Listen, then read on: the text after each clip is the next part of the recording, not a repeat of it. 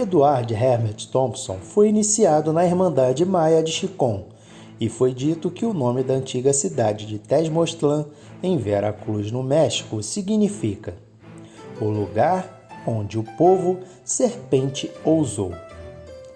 Eles vinham em barcos, aos quais disseram que brilhavam como as escamas das peles das serpentes, e vestiam trajes muito estranhos, com cobras entrelaçadas em suas frotas como emblemas.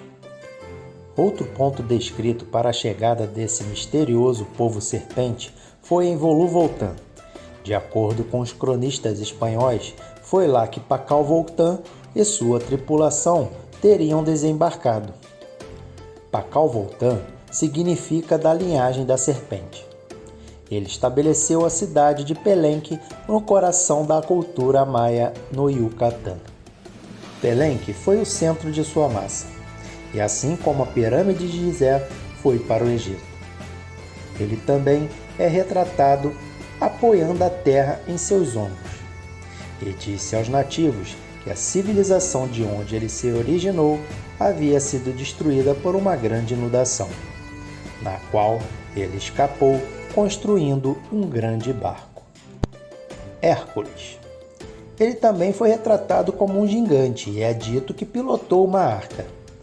Cuchulainn também é conhecido como Hércules irlandês e teria ido para a Irlanda e o barco, quando sua terra natal foi destruída por uma grande onda. Curiosamente, suas descrições se assemelham ao de um branco sul-americano Kukulcán, sendo uma figura de estatura muito alta que chegou em um barco contando a mesma história. Votan. Esta é mais uma divindade da América do Sul. Mais uma vez, vemos a estranha circunstância de que seu nome soa exatamente como o deus do norte da Europa, o Otão. Uma divindade adorada em um hemisfério completamente diferente e distante. Ari foi uma raça de reis sumérios deificados. Ari é um título real que significa os brilhantes. Eles eram claramente protótipos do livro de Enoque. Numerosos selos sumérios os descrevem como homens de estatura gigantesca. São frequentemente mais altos do que os membros de seus tribunais, mesmo quando sentados em tronos. Nos numerosos selos que os mostram de pé, eles se elevam acima daqueles que estão ao seu lado. Tuatha de Danann. Esta era uma raça de gigantes celtas, assim como os cainitas e outros gigantes. Dizia-se que eles moravam em reinos subterrâneos ou em montanhas ocas. Uma das principais divindades foi Lugos, nome que se traduz como os que brilham, revelando uma conexão surpreendente com os reis gigantes deificados da Suméria. Elu. Esta é uma raça de reis da Mesopotâmia, que diziam-se descendentes dos deuses. Mais uma vez, vemos o nome Elu, que é um título da corte real que se traduz como os que brilham. Acredita-se que Elu foi derivada da palavra Elohim, em termo traduzido geralmente como os filhos de Deus. Elohim é considerado por alguns como sinônimo de Néfilins, de Gênesis. Albion. Ele foi um dos gigantes titãs de Poseidon e teria ido para a Inglaterra depois do dilúvio, onde foi por muitos anos o principal deus da ilha. Naquela época, depois de ser o rei, deus titã, a Inglaterra passou a ser chamada de Albion. De fato, muitos lugares britânicos têm nomes de lugares como Albion ou Albany, até os dias de hoje. Ibérios. Este foi um titã, o irmão de Albion, que teria ido para a Espanha depois do dilúvio. Da mesma forma, a Espanha foi durante séculos nomeada Ibéria em sua homenagem. Rei Arthur. Algumas tradições arturianas afirmam que ele guiou uma arca durante o dilúvio, que ele tinha mais de 9 metros de altura. O rei Henrique II, inspirado nas histórias de que Arthur havia sido enterrado em Glastonbury. Enviou uma equipe para escavar a área a uma profundidade de 2,70 metros. Eles encontraram uma coisa de chumbo com as seguintes inscrições: aqui jaz o corpo do rei Arthur. 16 metros abaixo havia um sarcófago de pedra contendo os ossos de um homem com quase 3 metros de altura. Os céticos argumentam que a cruz de chumbo poderia ter sido forjada por abades locais, que desejavam chamar a atenção para receber as doações. Mais tarde, no início dos anos 1500, outro caixão gigantesco foi desenterrado próximo ao local. E nele havia igualmente um esqueleto de enorme proporção. A história não registrou o que aconteceu com esses ossos, posteriormente ficando mais clara a evidência de que os achados realmente foram esqueletos de gigantes. Ciclopes. Enquanto os gregos dizem que os ciclopes eram gigantes de um olho só, foi dito que eles construíram a cidade de Micenas na Grécia, a partir de enormes blocos pesando várias toneladas. É por isso que as construções em sítios megalíticos são chamados de arquitetura ciclope. Cabiri. Esta teria sido uma raça de deuses gigantes que eram ferreiros. A lenda diz que eles viviam em vulcões ocos e tinham tatuagens na testa em forma de um disco solar. Címbrias. Estes foram os gigantes celtas que viviam na Gália. Tinham longos cabelos loiros e um comportamento feroz guerreiro, que os levava a ser comparados a leões. Eles também eram conhecidos como cimérios, o que pode ser sugerido como uma conexão com a Suméria Mesopotâmia. Não confundir cimérios com sumérios. No norte da Índia foi reservado um dia para adoração às cobras. Eles dizem que se elas fossem adoradas, deixariam o adorador em paz. É conhecido como Naga Panchami, que ocorre no 15º dia da lua brilhante do mês Chavran, sempre em julho e agosto. Ídolos em forma de cobras, feitas de barro, são decorados e levados em procissão, em que as pessoas oferecem adoração a elas. Em nenhum outro lugar da Índia, o culto de adoração à cobra é tão intrinsecamente ligado com a vida diária das pessoas como é em Kerala. Segundo a cultura hindu, o corpo humano tem muitos centros de energia psíquica, conhecido como chakras. Deste, 7 são considerados os mais importantes. A energia psíquica gerada na espinha é chamada de Kundalini Chakra e é conhecida como poder da serpente. Este conhecimento diz que quando a consciência de uma pessoa aumenta a Shakti, se ergue como uma cobra para trás da coluna vertebral, na qual os chakras são situados. O surgimento deste poder através da coluna corresponde ao aumento da capacidade psíquica do ser humano, que eventualmente leva à união com o supremo poder do Brahman. A ciência diz que o cérebro humano ainda mantém um centro reptiliano. Segundo ela, é o retrocesso de nosso passado evolutivo. Isso nos remonta aos jardins do Éden, onde a memória coletiva dos seres humanos estão ligadas ao ventre materno de Eva. Geograficamente falando, a medicina antropológica tradicional não sabe ao certo se a região de Kerala foi ou não habitada durante o Neolítico.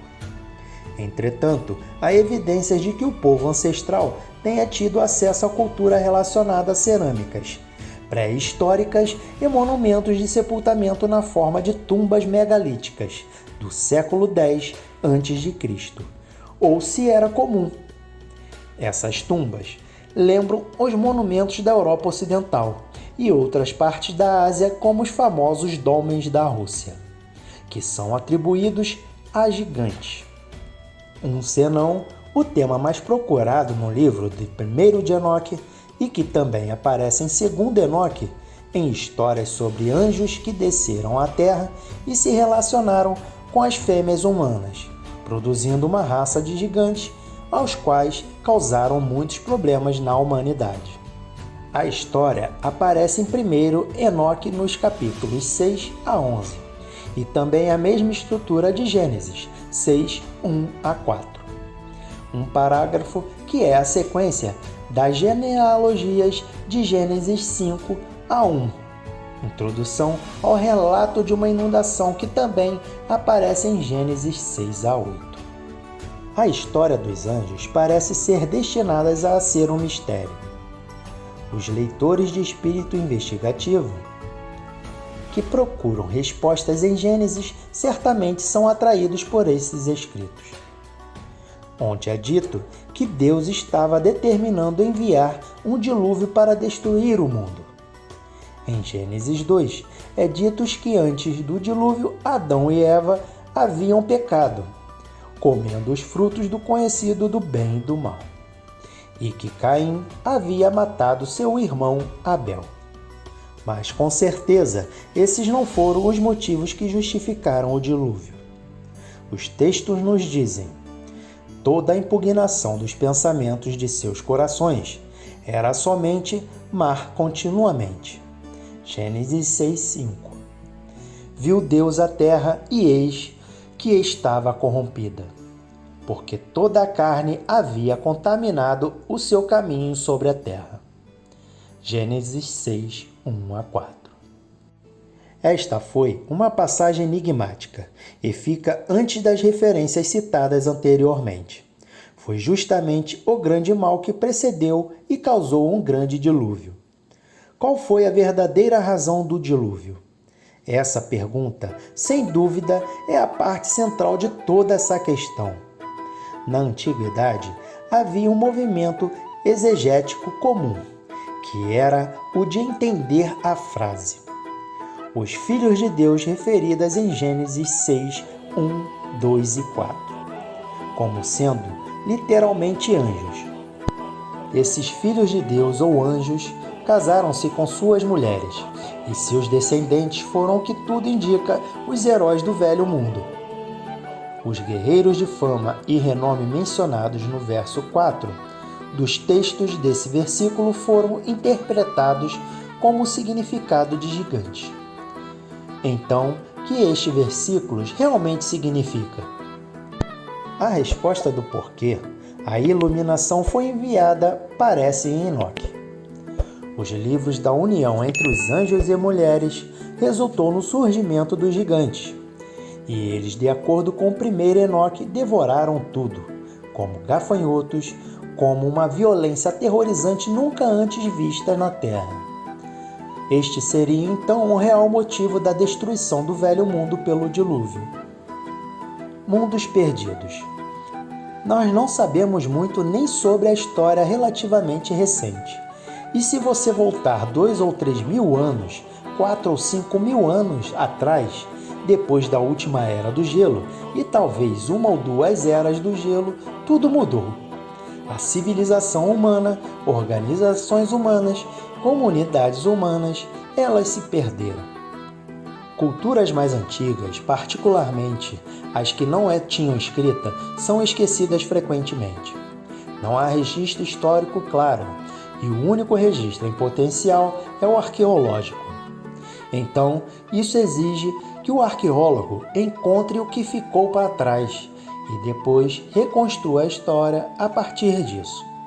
Durante décadas, os cientistas acreditaram que os seres humanos existem aproximadamente 200 mil anos e que o que chamamos de civilização surgiu apenas há poucos milhares de anos.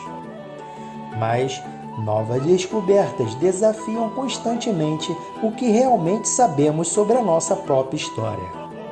A maioria dos teólogos acredita que a Antártida está completamente congelada e inabitada há mais de 12 milhões de anos. Mas em 2012, novas fotografias revelaram informações da paisagem que desafiam essa teoria. Estruturas misteriosas em formas de pirâmides emergem do gelo que está derretendo agora. Recentemente, existe um número grande de relatórios de pirâmides sendo encontrados na Antártida. Existem várias fotografias que mostram que parecem ser pirâmides perfeitas de 4 lados, como um desenho muito parecido com as pirâmides de Gizé no Egito, e talvez com outras no mundo todo. Embora os cientistas convencionais tenham explicado que essas fotos são nada mais do que formações naturais, analistas de imagens de satélite como Joseph White não estão totalmente convencidos, pois em março de 2013 ele descobriu o que acredita ser evidência de uma outra pirâmide, localizada ao sul da remota cordilheira Shackleton, da Antártida. Eu, a princípio, encontrei a estrutura enquanto observava o Google Earth. Estava, na verdade, observando alguns pontos bem estranhos da Antártida. Quando a encontrei, por acaso, essa estrutura quadrada bem grande que parece ser algum tipo de prédio. Talvez até mesmo uma pirâmide, mas é com certeza muito grande e quadrada. Na verdade, ela está alinhada perfeitamente com as coordenadas da bússola: norte, sul, leste, oeste. E isso indica para mim que é provavelmente uma estrutura inteligente, porque as estruturas fortuitas com as montanhas não são aliadas com a bússola. E um outro modo de sabermos determinar se a estrutura não é uma ocorrência natural é procurar de modo geral simetrias. Coisas como ângulos retos, triângulos, equiláteros e outras formas que você normalmente não encontra na natureza, o que faz com que essa pirâmide tenha mais que o dobro do tamanho do que qualquer outra pirâmide da Terra.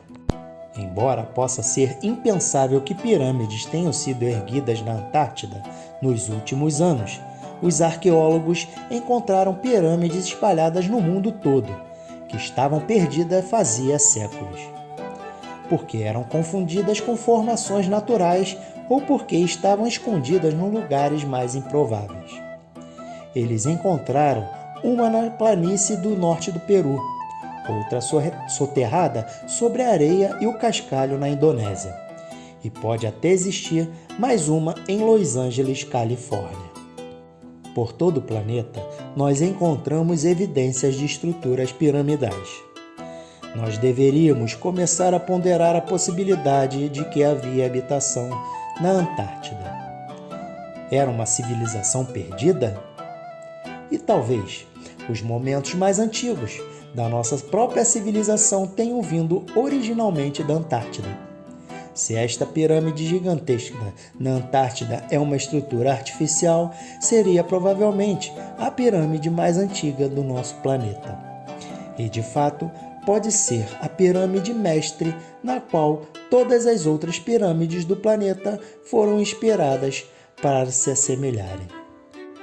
Não resta dúvida de que em um determinado ponto deste capítulo perdido, todas as civilizações com as suas mais diversas culturas se convergem, nos dando a entender que tudo partiu de um mesmo lugar, pois há elementos de sobra que sugerem isso. Portanto, a grande incógnita da decifração antropológica está ligado justamente nesta capacidade que os seres humanos têm de multiplicar e expandir conhecimentos. Todos esses elementos acabam se fundindo, dando um enorme trabalho para ser rastreado e detectado. São, portanto, nessas detecções que encontramos elementos que ligam a história do homem aos gigantes, pois eles estão incluídos nas culturas dos povos de várias maneiras, como registros históricos que podem ser na forma de anotações, diários, trechos de livros antigos, relatos, testemunhos e registros pré-históricos, como os pergaminhos, papiros, crônicas, livros religiosos nos mais diversos, templos, estátuas, embutidos em mitologias, relatos, contos, esqueletos, ossos e etc. Sendo assim, não há como negar de que, de fato, os gigantes fizeram parte da construção da história da humanidade. Então, galera, essa foi a segunda parte do documentário A Era Perdida dos Gigantes. Se curtiu, deixe seu like, se inscreva no canal, ative o sininho e compartilhe em suas redes sociais, para que mais pessoas possam assistir a este vídeo e outros do canal. Então, lembre-se, você ajuda muito o canal Curioso Mundo MV compartilhando em suas redes sociais. Obrigado e até o próximo capítulo.